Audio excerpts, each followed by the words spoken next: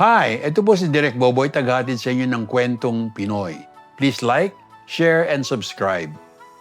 Meron po akong binuong outreach program. Ang tawag namin dito ay Art Ako. Libreng workshops, libreng lessons on art para sa mga kabataan. Ang aming pong priority ay yung mga nasa tinatawag na disadvantaged sector.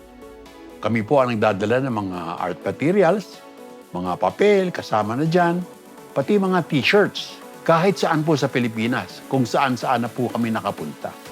Recently, naimbita kami sa Hingutanan Island sa Bohol. Medyo remote po yon. Gaano ka-remote? Aliga, sumama kayo. Una, galing sa NAIA, lumipad ako sa Cebu. Sa Cebu, nagtipon kami ng Art Ako team.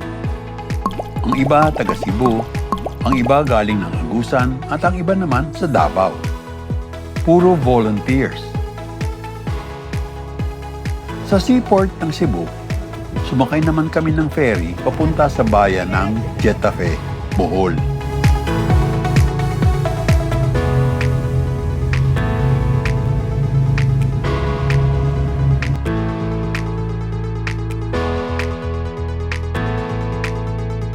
Mula sa Getafe, lulan ng pick-up, nagpahatid kami sa bayan ng Talibon.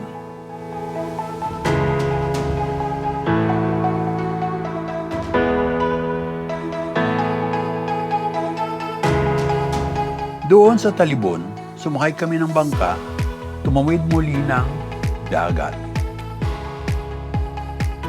Papunta sa isla ng Hingutanan.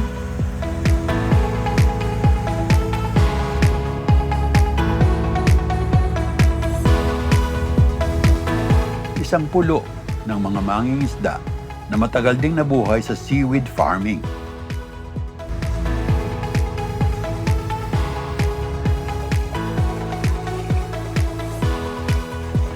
Ang isla ay may mga 400 lang na household.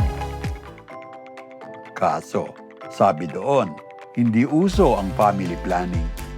Only sa mga anak.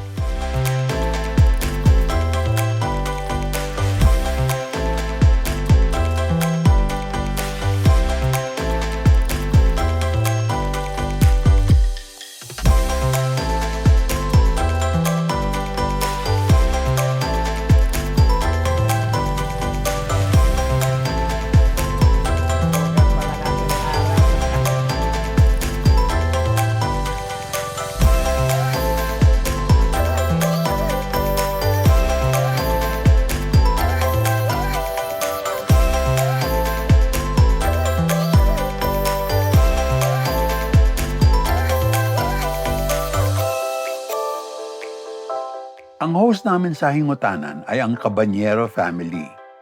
Grabe ang hospitality. Laking pasasalamat ng Art Ako sa kanila. Ginanap ang art workshop sa Hingutanan National High School.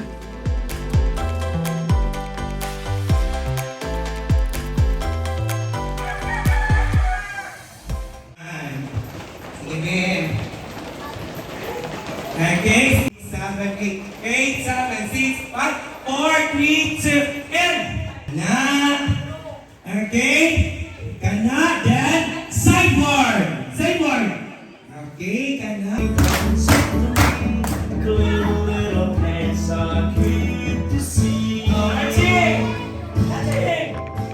Grade 7 to 12 ang mga kalahok at meron din galing sa grade 5. Buong araw ang session. Magaang lang naman. Sapat lang na magliyab ang sining sa ilan. At magising naman sa karamihan.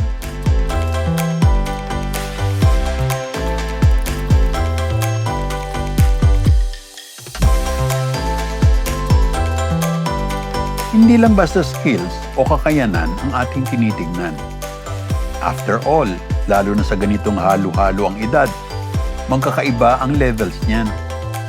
Mahalaga ang kaisipan at creativity. Mahalaga mailabas ang potential.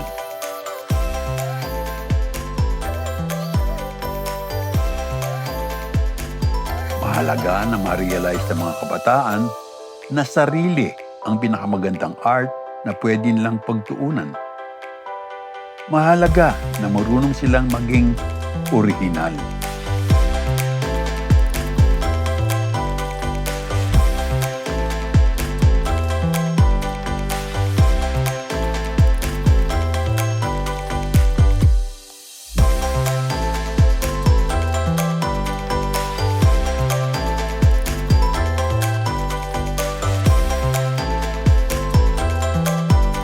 Tuwang-tuwa ang mga participants.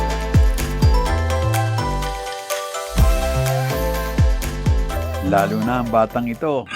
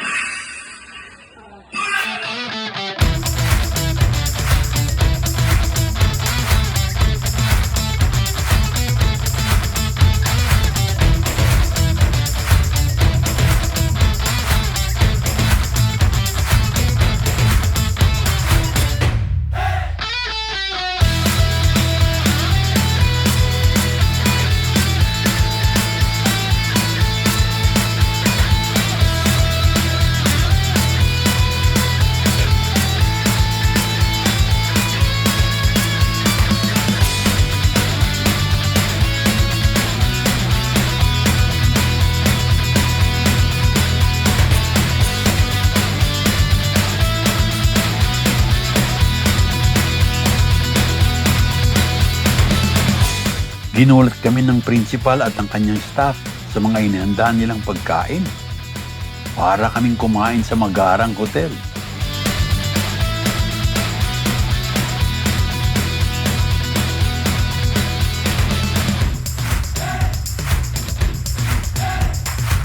Nabusog kami sa dami ng seafood.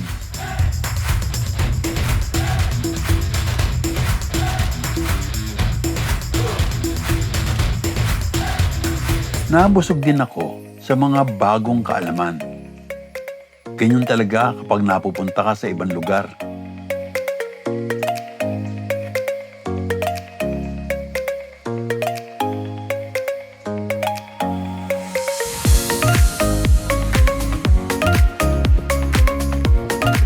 Isa sa mga obserbasyon ko, lalo na nang sumakay ulit kami ng bangka pabalik,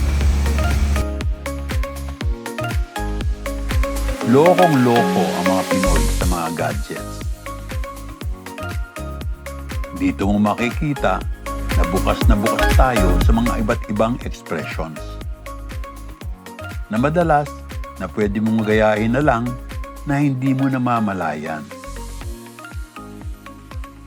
At lalong kailangan na mas original kang mag-isip.